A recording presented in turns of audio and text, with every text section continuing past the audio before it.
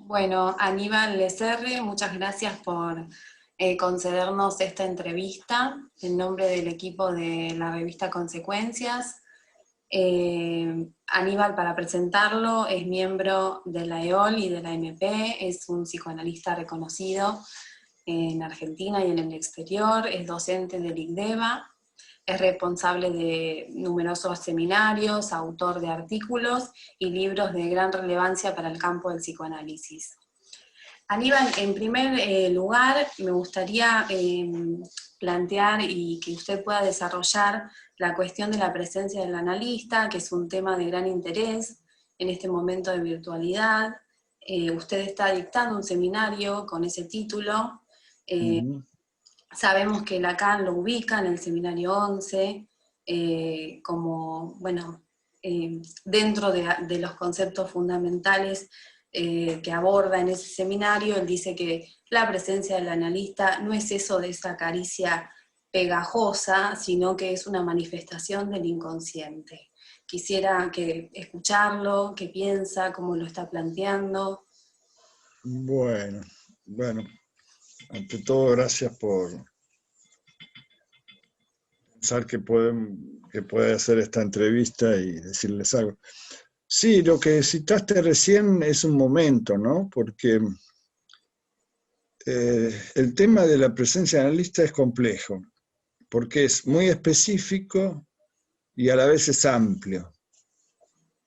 Tan amplio que podría arriesgar a decir que no hay un seminario o un escrito donde no hable explícitamente o implícitamente de la presencia del analista. Obviamente esto está ligado a la práctica, y en el marco de lo que en el seminario 11 que vos citabas llamó la gran obra analítica, la presencia del analista en la gran obra analítica. Ahora bien, vos decías, en ese momento liga presencia a la cuestión del inconsciente, ¿no? Es decir, la posición del analista.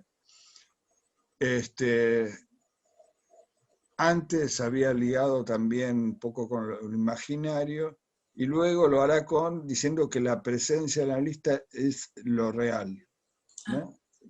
Es decir, que pivotean los tres registros en relación a la presencia, y habría que ver en la última enseñanza cómo la articula. Eso todavía no. Pero bueno, creo que lo que nos abre la puerta hacia eso es pensar lo específico desde una cierta paradoja, vamos a decir. Porque se trata de la presencia del analista sin saber, vamos a poner entre comillas de saber, lo que es un analista, ¿no? No se trata de un no saber, sino que Lacan especifica, y nuestra orientación lacaniana lo sostiene, que no hay un criterio, para cernir lo que es un analista, ¿no? Con mayúsculas, digamos. Con mayúscula y con minúscula. Porque no, te entiendo tu comentario, no es el analista con mayúscula, pero no hay criterios para cernir lo que sería un analista, digamos, con criterios exteriores. Y esto es una paradoja, y esa paradoja Lacan la ubica en el centro mismo de su idea de escuela como vacío, ¿no? En ese vacío no hay un criterio que defina lo que es un analista. Entonces, sin esa definición, ¿cómo podemos hablar de la presencia del analista? Es un tema complicado. También lo ubica eso en la idea de formación permanente. Porque si podríamos llegar a definir con un criterio lo que es un analista, podríamos pensar que la formación tiene un límite una vez que se adquiere eso, ¿sí? Pero se sostiene en la formación permanente. Bien, pero fundamentalmente diría que en el corazón mismo de la enseñanza de Lacan, referida a la práctica del psicoanálisis, y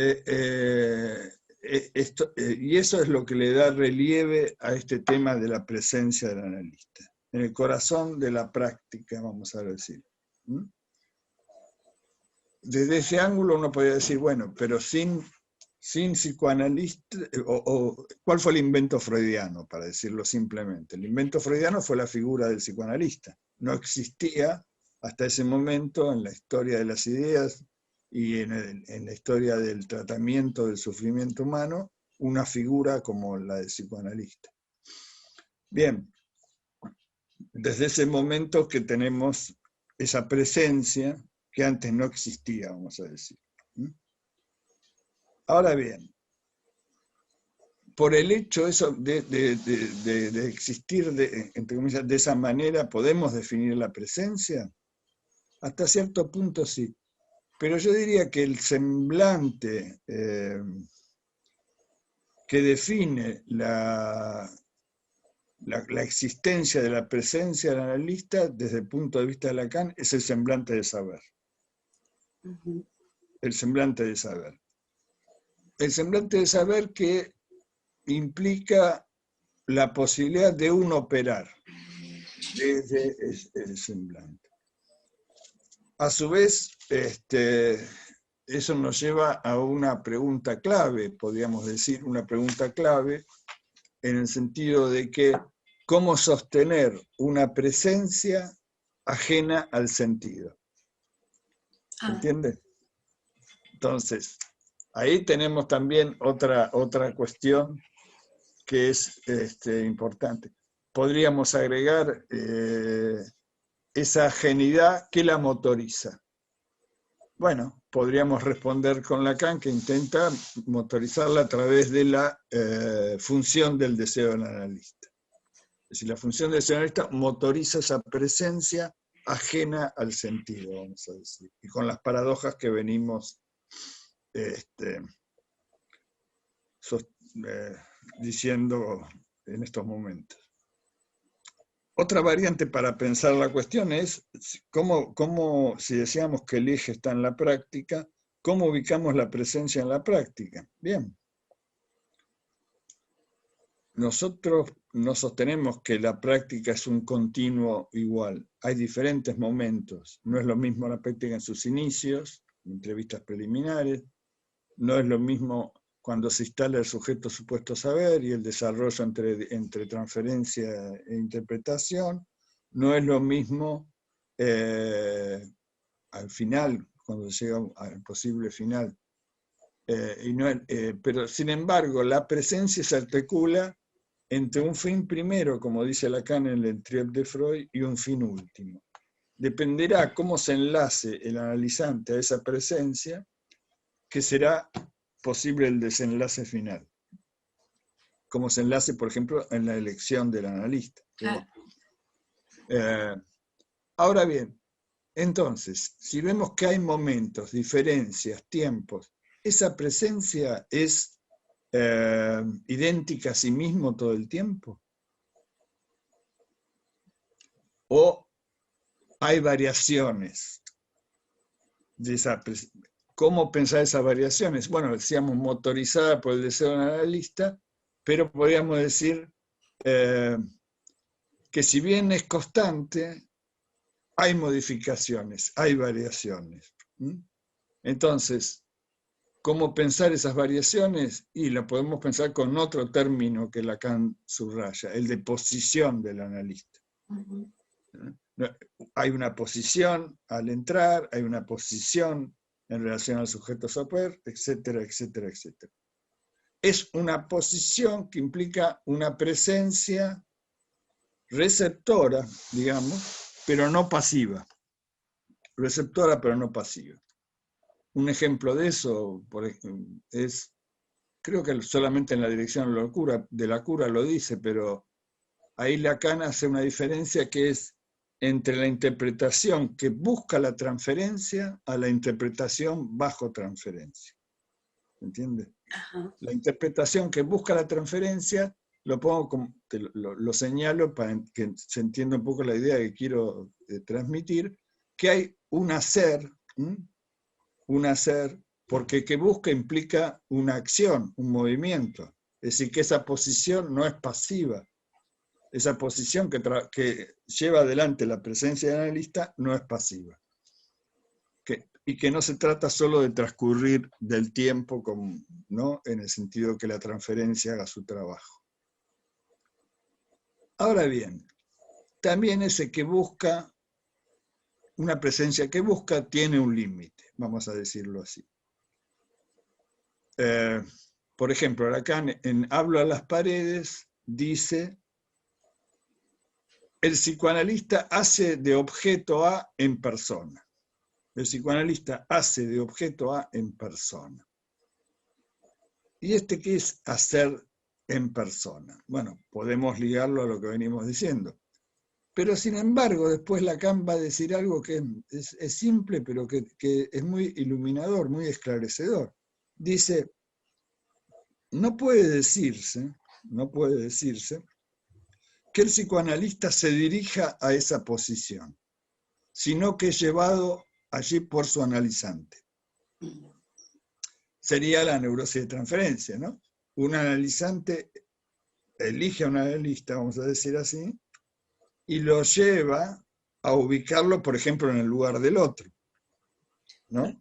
Por este rasgo que usted recordaba en el primer tiempo de un análisis, claro, porque alguien elige a determinado analista. Claro, claro. Porque, por más que, por ejemplo, digan, bueno, se lo recomendaron, ¿no? A veces no funciona, incluso. A veces no funciona, pero digamos que vaya no es señal de que se quede. Hay una elección por quedarse.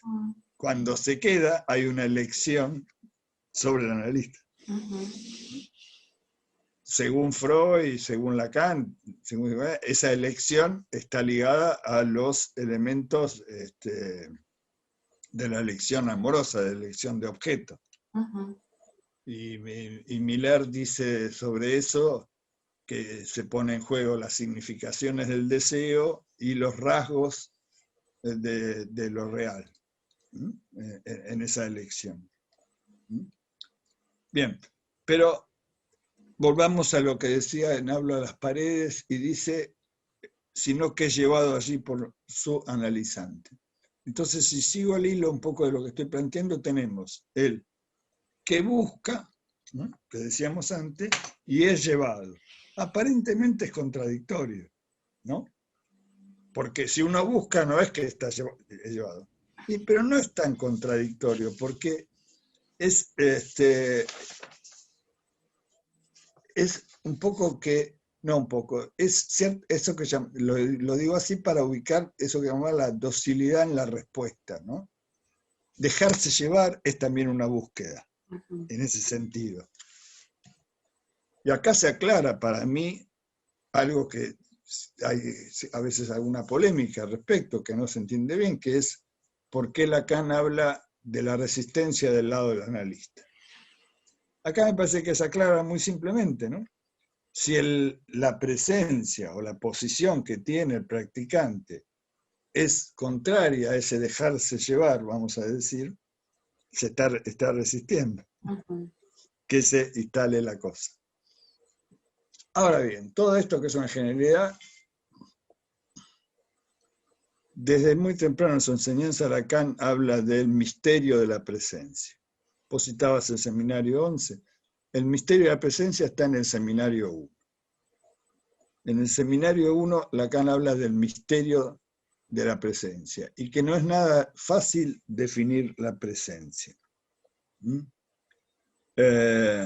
Esto nos indica también la necesidad del retorno a esos primeros seminarios, ¿no? Que a veces quedan un poco en el olvido, por decirlo así. No, sí. Me parece que sí, hay que tomar, como se dice, Lacan en bloque, dicen algunos. Creo que es un problema, digamos, acá abro un paréntesis porque no va directamente con la pregunta que vos me hacías, pero por tu comentario ahora. me parece que a veces en nuestra comunidad quedamos muy, muy tomados por el sentido de los conceptos y la búsqueda del último concepto que explique todo, y del último cosa. Y me parece que eso lleva a una cierta paradoja también, que es explicar las cosas remitiendo a un código que se autodefine. ¿Entiendes? Es decir, y no a los hechos, vamos a decirlo así. Pero bueno, eso requeriría de mayor explicitación, pero me parece que es un problema. Va en contra de eso el hecho de tomar las cosas en un movimiento, ¿no? Y la enseñanza de Lacan es un permanente movimiento. Es dinámico, claro. Sí, sí, sí. Y en esa dinámica está este tema de la presencia, jugando, ¿no? Como decíamos, en distintos momentos. Y estaba en esto de que en el seminario 1 la presencia, el misterio de la presencia. Lacan ahí dice que uno experimenta, ¿no? Que uno experimenta constantemente en la vida las presencias, todo tipo de presencias en nuestro mundo. Y que no nos percatamos tanto de ellas porque si lo haríamos, no sería fácil vivir si tuviéramos en cuenta todo el tiempo ese sentimiento de la presencia, de las presencias. A ver, salvando las distancias, si uno cuando camina empieza a pensar, voy a poner el pie izquierdo por delante, luego el derecho, luego el izquierdo, si lo empezás a pensar, te detenés, no podés caminar. Claro, eso es enloquecedor. Entonces, el misterio es porque dice, necesitamos mantener una cierta distancia con la presencia. Esa idea de distancia con la presencia me parece que es muy conveniente para la operación analítica del practicante. Tener una cierta distancia con su propia presencia, es decir, poder operar con ella y no creerse la presencia en un sentido.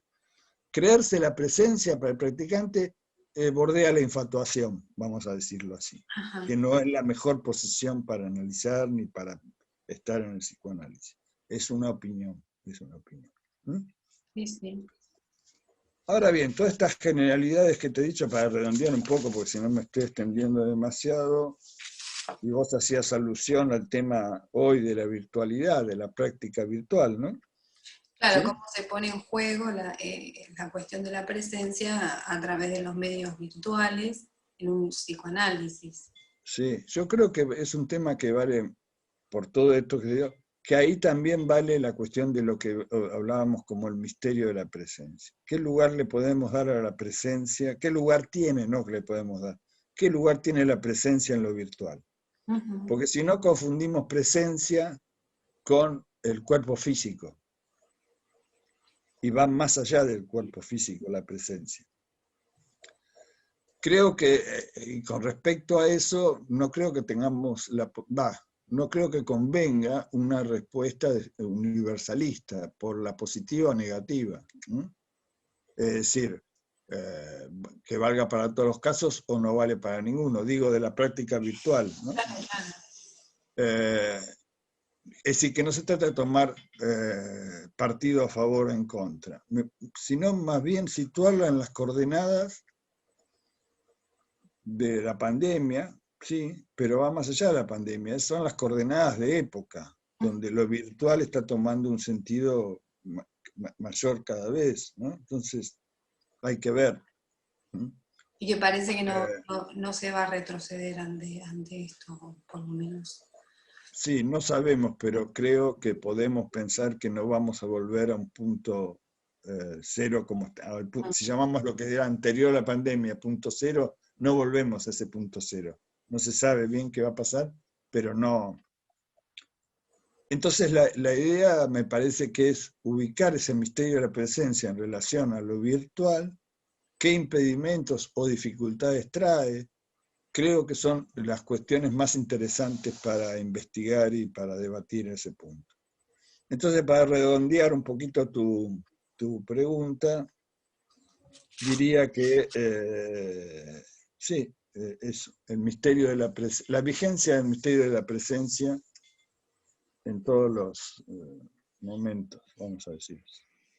Es muy interesante esto que plantea en relación al misterio, ¿no? Como digo, cómo es ese término, ¿no? Que podría llegar a ser todo un concepto, abre, ¿no? Esto que usted está haciendo, no está todo dicho, no sabemos cómo los efectos de esto, sí podemos ir bien, de alguna manera evaluando caso por caso, qué posibilidades o cómo se dan las cosas, pero me parece que esto de que hay algo del orden de un misterio alrededor de la presencia del analista en esta época.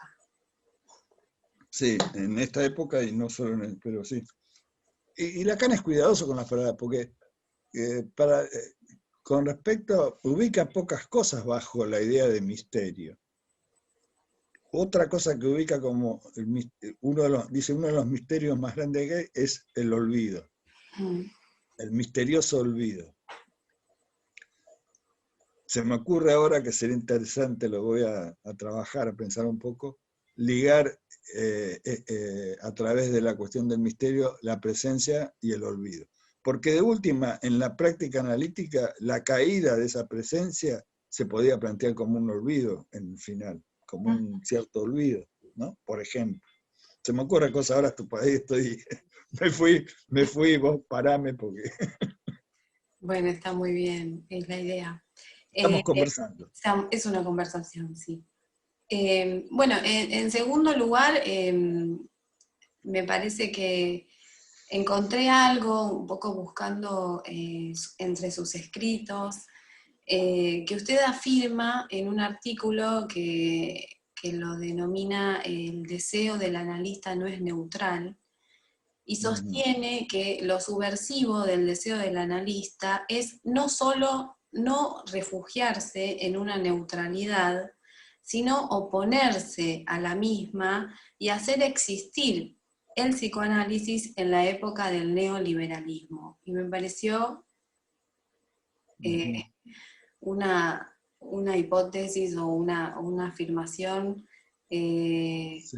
más interesante, como si pudiera desarrollarla, esta cuestión del deseo del analista en oposición a la neutralidad, que ha sido uno de los conceptos, los grandes conceptos del psicoanálisis después de Freud. Sí. O fíjate que a lo mejor también se puede ligar que la neutralidad fue un intento de dar respuesta al misterio de la presencia, Uh-huh.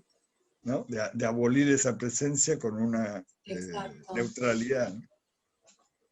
Lacan dice que la única neutralidad posible es el deseo analista. Podríamos decir simplemente eso, pero para contextualizar eso, hay algo que podemos, yo lo he llamado el programa del deseo del analista en Lacan. Como sabemos, no hay un seminario, no dedicó todo un año al tema, no hay un seminario llamado El deseo del analista. Sin embargo, a partir de las referencias, uno podría, salvando la distancia, articular un poco ese seminario inexistente, pero que existe en las referencias en todo un periodo de su enseñanza. Porque esta formulación del programa parte de un escrito que es la dirección de la cura.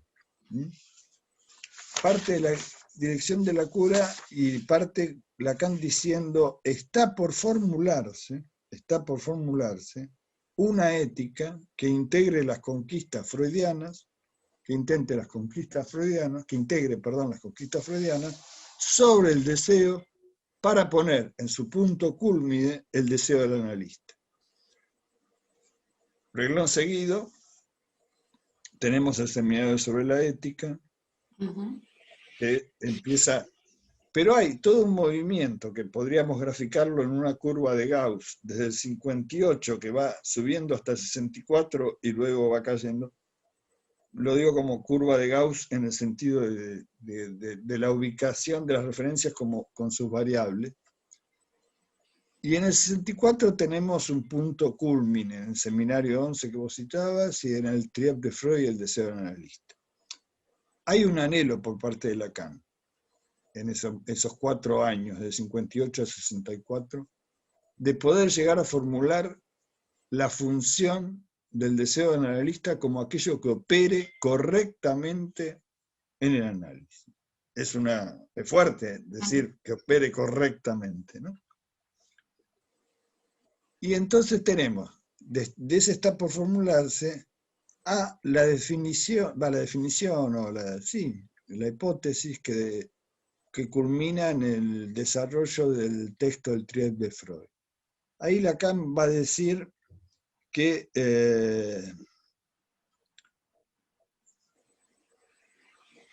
el deseo analista es lo que en última instancia opera en el psicoanálisis. Dice, más allá del resorte de la transferencia, pensemos al deseo analista como aquello que opera en última instancia en el psicoanálisis. ¿Cómo entender el psicoanálisis?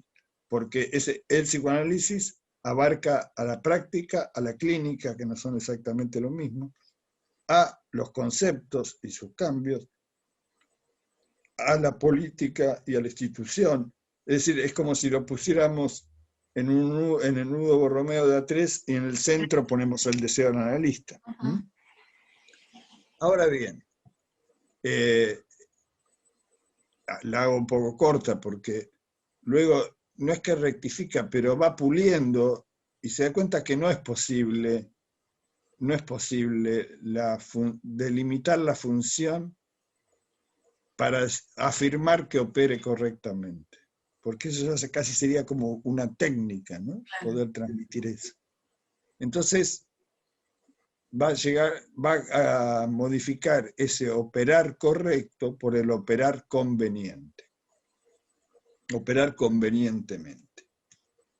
Ahora bien, vos citabas esto que es...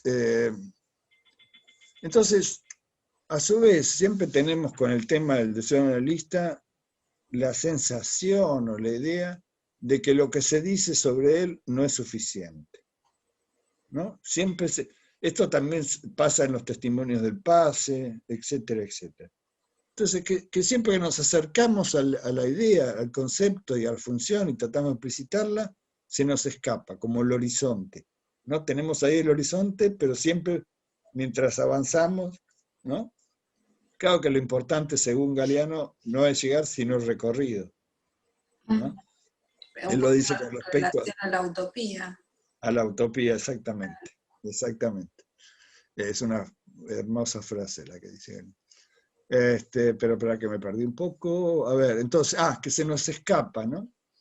Y eso le pasó, me parece a mí, es una hipótesis, le pasó a Lacan mismo. Él que creyó que podía atrapar correctamente al deseo analista y se le escapaba.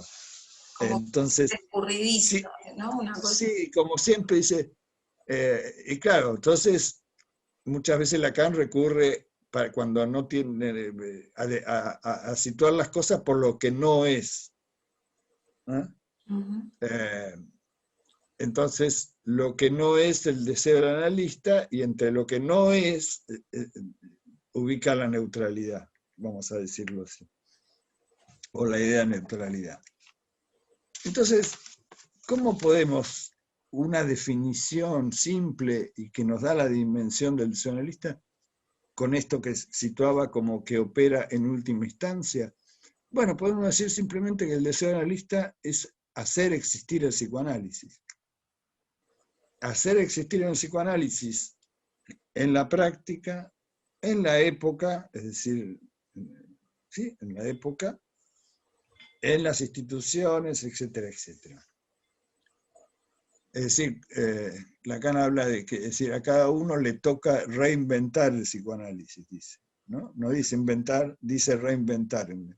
Bueno, ese reinventar es, si lo tomamos en la clínica, es el nudo entre el desplazamiento de la transferencia y la presencia del analista operando desde el deseo del analista, que se anudan en nudo de experiencia, vamos a decirlo así. Y eso no es neutralidad tampoco, porque volvemos a lo que dijimos antes, a la acción, etcétera, etcétera. Ahora bien, eso para la clínica creo que no presenta mayores discusiones. Sí nos presenta en relación a la época, no solo actual, sino a la relación con la época a través de la historia del psicoanálisis. Nosotros podemos pensar este problema de la siguiente manera. Dos variables independientes y una relación constante. Tenemos una variable que es el psicoanálisis, con su historia, su devenir, Freud, postfreudianos, Lacan, Miller, hoy, etcétera, etcétera.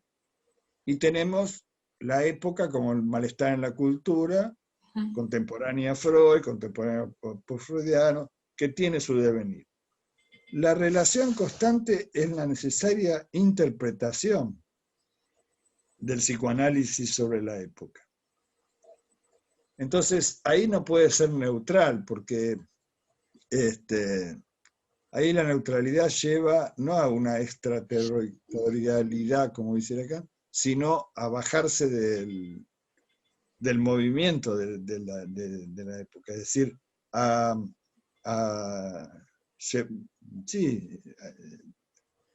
no mantener vivo el psicoanálisis. No sé si esto, o por ejemplo, para verlo,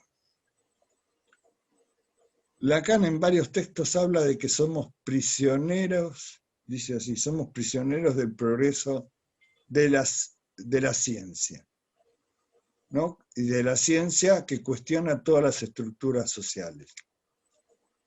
Y dice, en todo el universo tendremos que vernosla y de modo cada vez más apremiante con la segregación. Esto lo dice en varios lugares, pero en los años 70 más o menos. Lo dice en la proposición también, etc. Es decir, lo que serían en cierto modo las anticipaciones de Lacan, porque ahí habla de un mundo planetario, podríamos leer la globalización, y habla de cómo hacer para mantener a las masas humanas separadas, ¿no? Bueno, habla de varias cosas, pero lo que dice es cómo vamos a responder a la segregación. No dice que podemos ser neutrales con ese tema. Dice cómo responde el analista a la segregación. Y creo que esta es una idea que, por ejemplo, Laurent toma cuando habla del analista ciudadano. ¿No? El analista ciudadano creo que es una cuestión que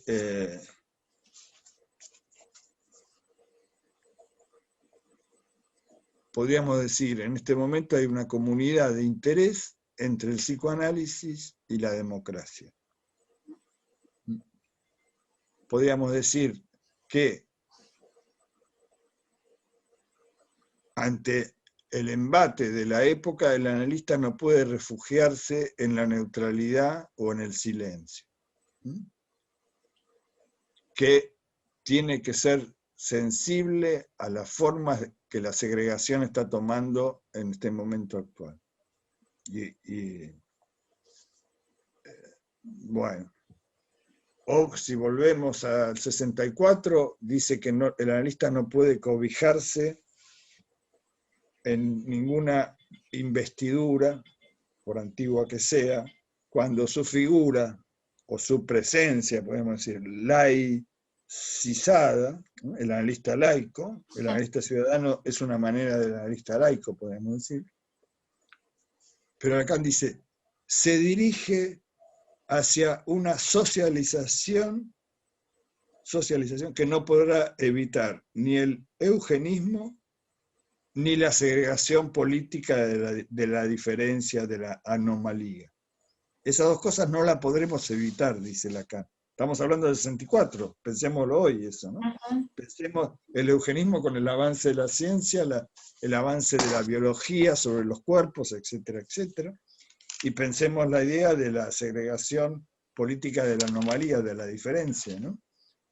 Este, eh, Y un poco también este dispositivo del neoliberalismo de apropiarse de alguna manera de aquello que es de lo más singular, ¿no? Que no lo ha logrado sí, su totalidad, pero que sí ha avanzado notablemente.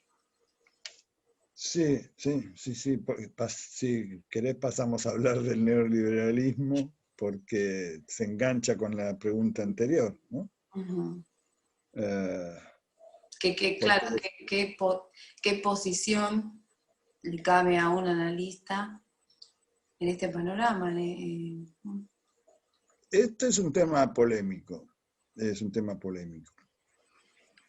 Yo te digo mi posición o mi punto de vista que me llevó a escribir un libro que se llama La Hidra Neoliberal, donde planteo ahí todos estos problemas. Ujú. Este, porque creo que el neoliberalismo define la época. Eh, se me ocurre un ejemplo de un cartel de propaganda que vi hace un tiempo, ahora no está vigente, pero de un banco, ¿no? De un banco público. Y decía el cartel, había una torta de cumpleaños y una persona muy bien arreglada, ya mayor, mirando la torta. Y abajo decía, no pidas un deseo, pide un préstamo. Mm. Esa es una foto del neoliberalismo. Borra tus deseos y métete en la producción del dinero como deudor y consumidor. ¿Mm? Eso es una idea. Ahora bien, la cosa, ¿eso qué ejemplifica? Ejemplifica que el neoliberalismo, mi hipótesis es que el neoliberalismo y el psicoanálisis en estos momentos podríamos decir que conviven, vamos a decirlo así, conviven, pero que estructuralmente son antagónicos. Ah, Eso está en polémica en el seno mismo de la comunidad analítica. No todos piensan así. Eso es un problema de debate, ¿no? Eh, pero bueno, mejor que se debata y y que que no se se calle. silencie. Mm. Eh, yo pienso que el neoliberalismo, como la variante del discurso capitalista, hoy ocupa el lugar del discurso amo Ujú. para los sujetos. Entonces es generadora de subjetividad, por supuesto. Eh, unos autores, Lavalli, ¿cómo era? Bueno, ahora se me escapó el nombre, que escribió un texto que se llama La nueva razón del mundo, plantean que el neoliberalismo, digámoslo así, no es, como decía Leibniz, un mundo dentro, lo mejor dentro de los mundos posibles. No es esa afirmación. Es la afirmación que es el único mundo posible, el que plantea el neoliberalismo. Que no hay nada por fuera. Si no hay nada por fuera, tiende a tomar todo. Claro. La lógica es expansiva, ¿no? Tiende a tomar todo. Entonces, por eso se plantea como única razón del mundo. ¿No? Única razón del mundo que hace al mundo a semejanza de el sujeto neoliberal, vamos a decirlo así. Eh, hay mucho para decir sobre eso. Lo interesante ahora es sobre ese punto es que eh, los efectos que la pandemia está trayendo también sobre el neoliberalismo. Eh, Sí, en la próxima pregunta que tenía pensado va un poco en esa línea, porque usted escribió la última editorial de La Libertad de Pluma, Bueno, algo dice que esto de que con la pandemia hay, de alguna manera queda en evidencia cierta limitación, cierto límite a la hegemonía del neoliberalismo. Sí. Aunque también dice que se ven efectos de mayor desigualdad y tendencias a discursos totalitarios que refuerzan la segregación. Y usted habla, lo cito textualmente, de mutación hacia una nueva hidra neofascista. Sí. Y en este punto, bueno, digamos, en relación a la pandemia y a lo que venimos conversando, esto, ¿no? ¿Qué ética posible desde el psicoanálisis sostener por fuera, o más, no por fuera, pero más allá del uno por uno, del caso por caso, del consultorio, involucrados ahí como analistas en el campo social, ¿no? Sí, bueno, es como decíamos hace un rato, la figura del analista ciudadano, digamos. Porque una cosa es, a ver, vos citaste una revista que venimos haciendo desde hace unos años que se llama La Libertad de Pluma, donde tratamos de tomar estos temas permanentemente. Lo que definí cuando pensé en la revista es la relación del psicoanálisis a la política es necesaria. Pero, ¿cómo? ¿Qué política? Que no se trata de una política partidista, sino de tomar partido. ¿Entendés? Es decir, tomar partido frente a las consecuencias que trae, por ejemplo, el neoliberalismo. Entonces, entiendo la ética como ese tomar partido, vamos a decir así, como el analista ciudadano que toma partido por los problemas que atraviesa hoy la subjetividad para todos. Siempre está el uno por uno, de cómo lo vive, o dónde lo toca, etc. Pero hay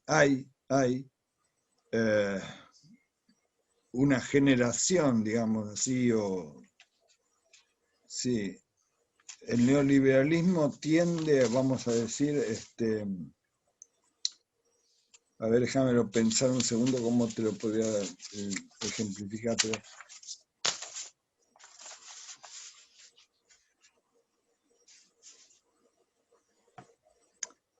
o dicho de otra manera, el neoliberalismo, con esa única razón del mundo, tiende a generar un para todos. Un para todos. Ese para todos tiende a borrar el vacío estructural del sujeto. Es decir, reducir la estructura subjetiva a los parámetros del mercado. Y eso lo vemos en los efectos de una casi brutal operación, podríamos decir, discursiva del neoliberalismo, generando una construcción de una coraza de sí mismo, una clausura de la subjetividad en los sujetos. Una clausura de la subjetividad que alimenta un yo fuerte, el yo puedo, que alimenta un yo no castrado, que alimenta una relación narcisista en las cuestiones del amor, etcétera, etcétera. Ante eso el psicoanálisis, ¿qué dice en tomar partido? Dice, bueno, no, mantener la puerta abierta a lo singular, pero la puerta abierta no se mantiene quedándote en tu consultorio agarrado del picaporte para abrir, se mantiene saliendo a la ciudad, saliendo a la época, a decir lo que está pasando. Entonces ahí los sujetos se reconocen que pueden tener otra vía, otra salida para sus síntomas, para su sufrimiento, para sus ideales, para lo que sea, ¿no? Entonces, ahí, sí, sí. Sí, decime. No, de ahí me parece la importancia de alguna manera de tomar lugar en ciertos medios, ¿no? Digamos, hacerse escuchar de alguna manera, que el discurso analítico también esté en la Ujú. agenda ¿Por qué hacen cotidiana. una revista ustedes? Mm. Claro, sí, sí. Pero saliendo un poco de las fronteras de los La propios, revista, ¿no? sí, Claro. pienso que la revista que hacen ustedes no está dirigida exclusivamente a psicoanalistas. No, no, por supuesto. Pero me parece que aún hay mucho por hacer en ese terreno que está por fuera bueno, de la escuela, del mundo del psicoanálisis, ¿no? Que ahí tenemos un terreno por ocupar, quizás. Sí, por hacer existir el psicoanálisis fuera de... Porque ya en la escuela o en el ámbito de los psicoanalistas, el psicoanálisis existe. Claro. La cuestión es mantener su existencia y su fuerza discursiva, ¿no? Porque si Lacan plantea que el discurso analítico es el reverso del discurso amo, Ujú. eso hay que sostenerlo planteándolo en En acto, en acto, acciones. sí. Mm. Eh, y en esta coyuntura, más que como toda, pero porque vos fijate que la pandemia, vos recién decías por fuera, la pandemia nos mete a todos porque no hay un por fuera de la pandemia. No hay uno que se pueda poner y ver la pandemia por fuera y analizarla. Tenés que analizar y ver lo que pasa porque estamos todos inmersos. Ujú. Siempre se está inmerso particularmente, pero estamos todos inmersos en una crisis de sentido, en una crisis política, en una crisis sanitaria, en una crisis económica, etcétera, etcétera. Es decir, que hay un golpe, un momento, es decir, que esta pandemia, que en realidad es un virus que se autorreproduce, no tiene una intención ni una maldad, no nos viene a decir los voy a, sino que su reproducción, su existencia implica un perjuicio a la vida humana, pero no Claro, tiene una intencionalidad. aunque haya teorías conspirativas, parece que no. Sí, Mm. pero no tiene una intencionalidad. Mm. Ahora bien, ¿qué desnuda? Desnuda muchas cosas esta autorreproducción de este virus. Desnuda, por ejemplo, eh, a las nuevas tecnologías y su promesa de futuro perfecto. ¿Mm? Desnuda a que el mercado podía solucionar todos los problemas. Porque, ¿qué solución le da el mercado a esto? Al contrario, ¿no? En vez de ubicar las vacunas como un bien para todos y socializar las fórmulas y que se fabrique en todos lados, la pone en la lógica de oferta-demanda, de ganancia, etcétera, etcétera, ¿no? Eh, ahora también, decía que también, después de ya más de un año y pico que estamos con este tema, nos vamos familiarizando con el tema. Ujú. Ya es cosa de todos los días el tema, ¿no? Y uno, bueno, si bien no te digo que te la pasás, pero en los medios se la pasan, no todos los días se informan la cantidad de contagiados, muertos, progresión, con comparaciones con otros países, etcétera, etcétera. Eh, pero lo que sí sabemos con cierta certeza es lo que hablábamos antes, no vamos a volver al estado anterior. No sé bien dónde vamos a ir a parar, y nadie creo que lo puede saber. Podés tener alguna idea, ¿no? Eh, pero, y ahí es donde creo que ubico la frase que vos citabas, o ubicamos porque digo, no todo cambio es para mejor. Ujú. Porque sí, la pandemia cuestiona al neoliberalismo, cuestiona en el sentido que lo hace, que le quita el velo y lo hace y lo muestra en su crudeza más. No es alocado pensar, ¿no? Que va a haber a lo que se llamaba una, una cabeza neofascista, creo que la definía así, ¿no? No me acuerdo. Hidra Hidra, neofascista. una cabeza de la Hidra como neofascista, sí. Sí, sí, ahí... Sí, de hecho se ven los avances de esos discursos y... Sí, sí. Hay un libro, estuve leyendo el otro día, muy interesante, que se llama La rebeldía se volvió de derecha, Ajá, de Pablo Staffoni, creo sí. que es así, Staffoni, o Staffonini. La rebeldía se volvió de derecha. Ujú.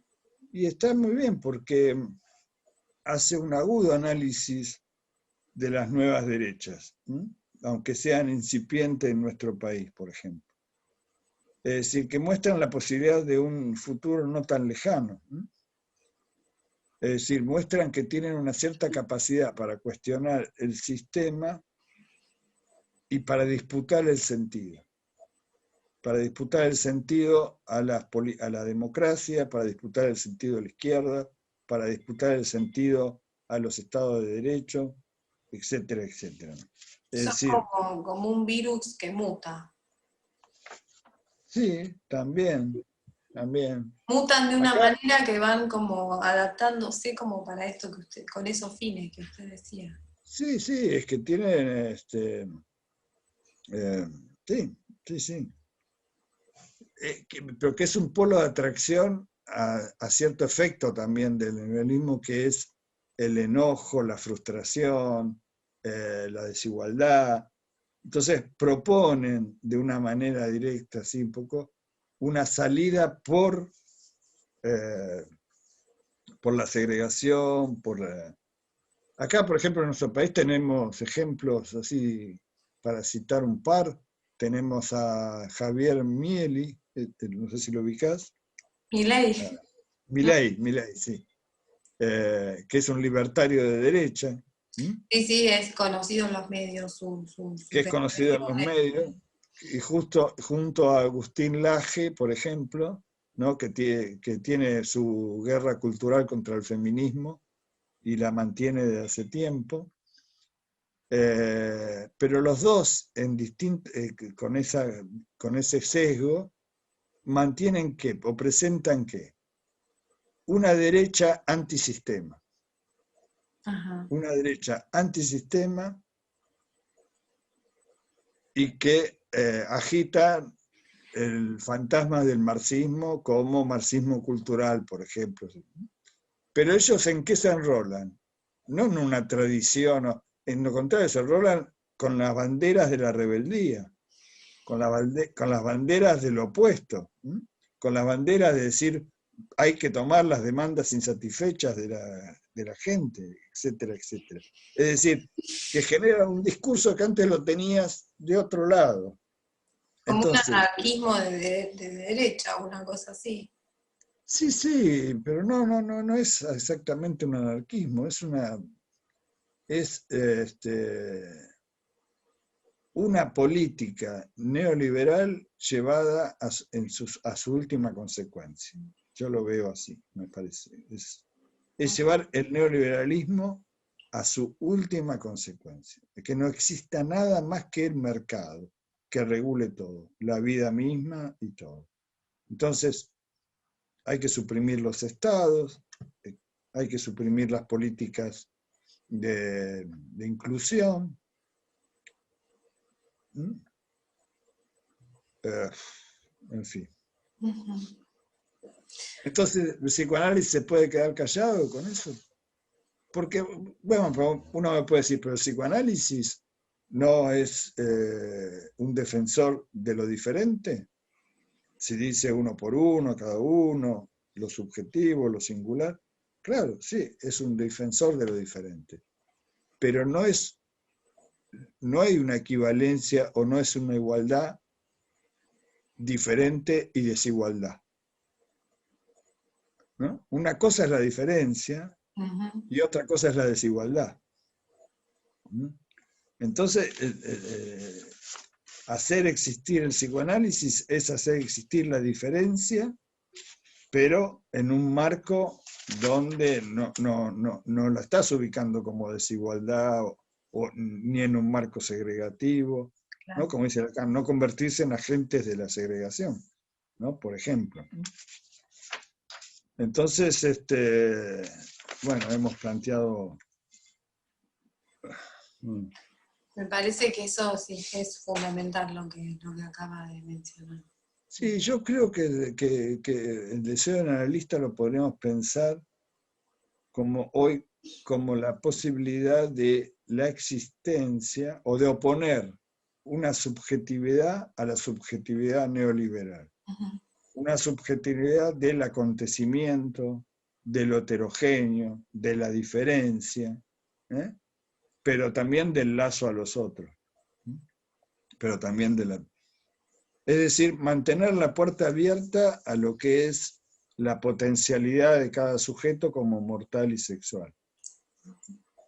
Y yo creo que con Lacan tenemos algunas herramientas fenomenales para ubicar el psicoanálisis en la política en este sentido de tomar partido. Entre ellas la noción de discurso y en particular la formalización del discurso capitalista, por ejemplo. Habría que estudiar todas las anticipaciones de Lacan, pero entre ellas dijo, se verá que los alcances que va a tomar el poder liberal. Esto lo dijo en los años 60, fines del 60. Lo estamos viviendo hoy. Bueno, Aníbal, le agradezco muchísimo, ha sido un gusto la conversación. Un poco disperso, pero algunas cosas. No, fue muy